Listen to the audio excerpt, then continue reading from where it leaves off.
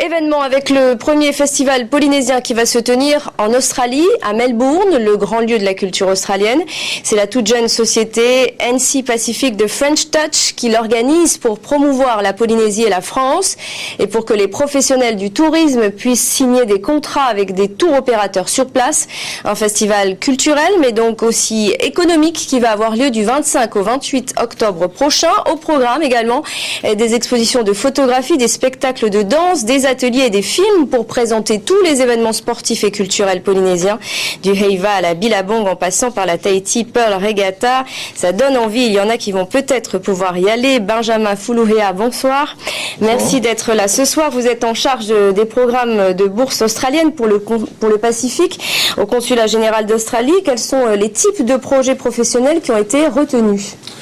Écoutez, vendredi, on a procédé aux présélections des candidats et visiblement, il y a une forte orientation vers de nos jours des projets professionnels liés à la biodiversité, à la biologie marine, mais également au commerce international. Donc ce sont les 6 projets qui ont retenu votre attention tout particulièrement. Ces 6 personnes vont devoir maintenant se présenter devant une commission pour exposer leurs objectifs, en anglais bien sûr. Est-ce qu'ils vont tous être retenus ou vous allez encore faire une autre sélection parmi les 6 qui sont encore en lice ? Mais écoutez, les entretiens se passeront dès demain. Effectivement, ils se feront à la fois en anglais et en français. Et je tenterai de retenir les plus méritants, en tout cas des candidats qui nous présenteront des projets à la fois intéressants pour le pays, mais également des projets qui sont viables à long terme. Alors les heureux élus vont passer plusieurs années, normalement en Australie, 6 mois d'abord de stage intensif d'anglais, et ensuite 2 ou 3 ans dans un institut technique ou une université. Est-ce qu'après tout cela, ils pourront rester vivre sur place ou pas du tout ? Écoutez, le but, l'objectif principal de ce programme, c'est avant tout de pouvoir permettre à des jeunes Polynésiens de bénéficier d'une part de ce programme de financement qui leur permettra notamment d'aller étudier en Australie. Mais leur carte de séjour n'est pas acquise pour autant, c'est ce que vous êtes en train de dire. Ils sont tenus de revenir au Fénois à l'issue de leur formation pour une durée minimum de 2 ans. Ils ne seront pas prioritaires par rapport à d'autres qui voudraient s'installer.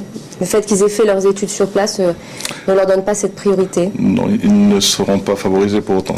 Quel est, dans ce cas-là, l'intérêt du gouvernement australien de former des étrangers comme cela ?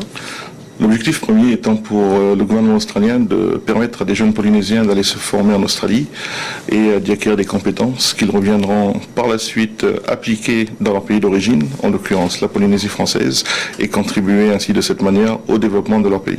Donc c'est uniquement une démarche humaniste en quelque sorte. Tout à fait, c'est lié à nos programmes bilatéraux qui ont été mis en place et surtout lié au cadre de développement international.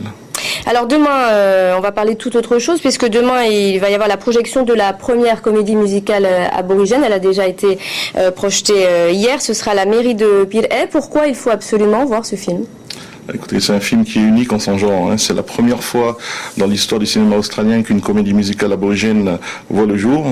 Et ce film d'autant plus intéressant qu'il a été réalisé par une aborigène également et qui présente la culture aborigène d'une manière assez décomplexée cette fois-ci et complètement en décalage avec tous les films qui ont traité de cette culture auparavant. Donc c'est un peu inédit.